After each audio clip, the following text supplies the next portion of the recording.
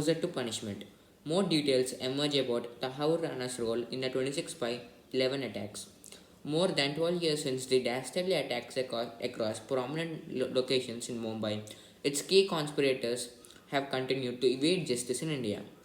So it's been more than 12 years since there have been attacks in the city of Mumbai, and until now only a less number of criminals out of the people who were responsible to the attacks in Mumbai, only less number of them were actually revealed. For now uh, now now we know more details about a criminal who is known as Tahaur Rana, and he had a major role in the attacks in the city of Mumbai, which happened 12 years ago, and until now we do not know much about him, um, since the time when he caused the attack, which was 12 years ago in Mumbai. While 9 of the attackers were shot dead by the police between November 26 to November 29 in 2008, one of them, Ajmal Kasab, was apprehended and sentenced to death after a trial that revealed the conspiracy and planning by elite operatives among others responsible for the attacks. So while 9 of the attackers were shot dead by the police, um, as I said, before 12 years, in 2008, some people caused the attacks in Mumbai, and in those people, 9 of the criminals were shot dead by the police then only. But Ajmal Kasab, he's a criminal. Um, he's a criminal who has been involved in the attacks of Mumbai, and we caught him now. Was apprehended to sentence that after trial that revealed, and he told everything about the conspiracy or the secret plan behind the attacks of the Mumbai, and he said that the elite operatives, which is a terrorism group, had played the major role in it. One among the foreign collaborators is Tahaur Rana, who conspired with former FBI agent David Headley to assist the elite in planning and execution. So Tahaur Rana and David Headley. David Headley is an FBI agent, and Tahaur Rana is a terrorist. Now these two worked together and executed the major part in the attacks which took place in the Mumbai. Rana, a Pakistani Canadian citizen, was found guilty by a US court in 2011 of providing material support to the elite and planning an attack on the offices of the Danish newspaper, and was later sentenced to 14 years in prison. So, as I said, these two people, Tahaur Rana and David Headley, both of these worked together and executed their attacks in Mumbai. Um, Tahaur Rana is a Pakistani Canadian is a Pakistani Canadian citizen, and he was found guilty. Means the U.S. court found him. The U.S. court found out that he was the main one who was responsible for the attacks in 2011 of providing material support to the elite. So he was the one who was giving the material support to the terrorism group elite.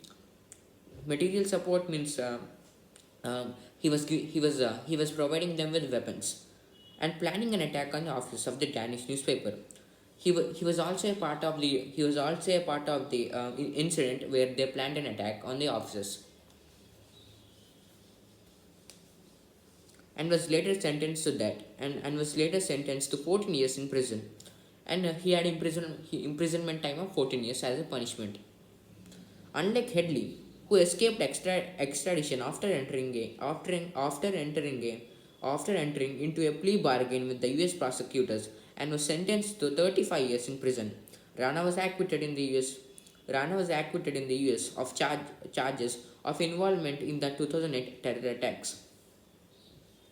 So what happened to Rana was entirely different with what happened with Headley. David Headley, he actually tried to escape from the police when they caught him, and because of that, he had a imprisonment time of 35 years. But Rana was not like that. He surrendered to the police, so he only got imprisonment time of 14 years. An Illinois court commuted his jail sentence that was scheduled to end in September 2021 after he tested positive for COVID 19. This has opened the window for his extradition to India. So, an Illinois means it is a city in America, and and a court in that city commuted his jail sentence. Um, in 2020, in September 2021, um, his jail sentence was about to end in the next year in the month of September. And this and after his and he also tested positive. So this may promise his return. This may promise his journey to India, where Indian government wants to punish him severely because of him. Because of him, many people who were in Mumbai lost their lives. About 160 people were killed because of him.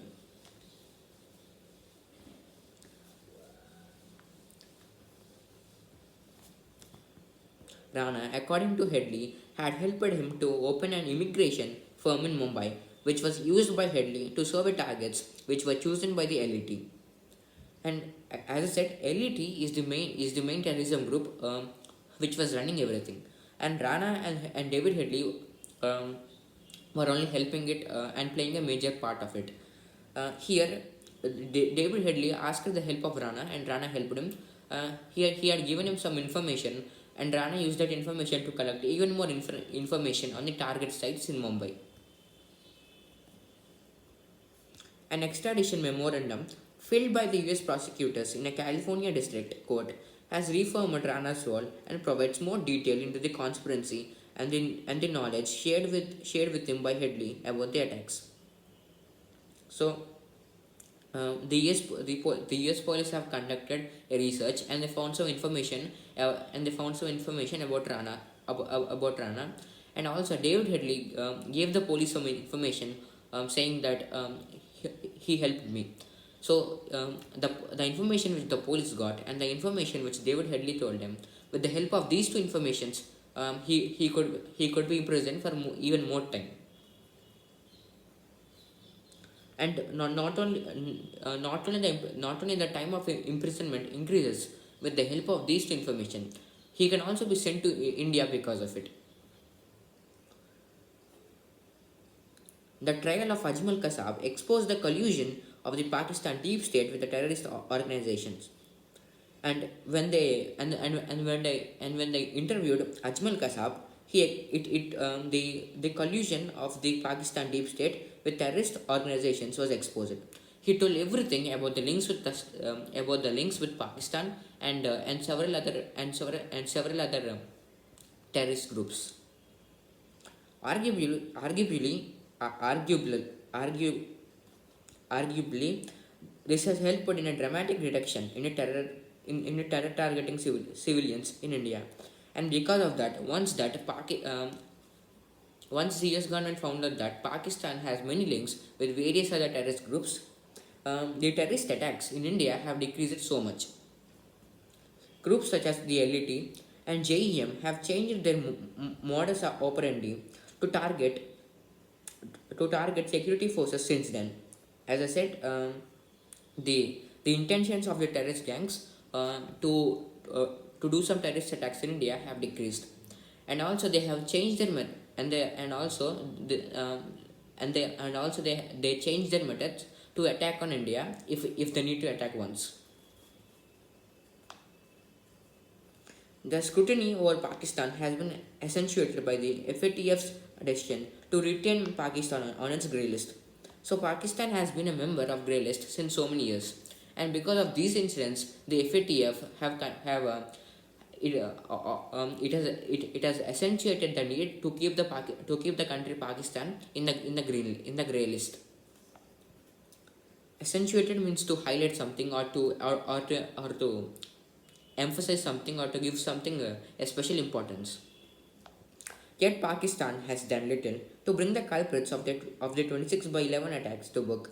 A case in point being LET chief Hafiz Saeed, who has been sentenced to prison for terror financing but has eluded justice for his role in the 2008 attacks by never being charged despite being identified by Ajmal Kasab and Headley as a mentor with knowledge of the attacks. So, as I said, Pakistan still remains on the grey list, and also it has noticed that the country Pakistan has noticed some of the 26 by 11 um, some of the criminals who were responsible for the attacks in Mumbai, and one of them was Hafiz Saeed and also Ajmal Kasab and also David Headley.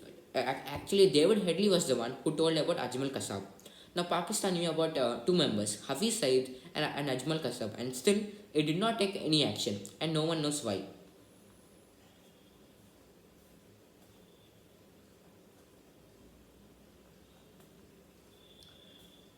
Rana's extradition would go a long way in bringing justice to nearly 160 victims of the Mumbai attack and shed further light on the cross-border terror. So only if Rana comes here, or only if Rana's extradition takes place, or his journey to India takes place, um, only then, um, justice can be done to the lives of the 160 people who have died in the Mumbai attacks, and also only then all people of India would know the truth, or would know the truth of what happened in the Mumbai attacks. Thank you.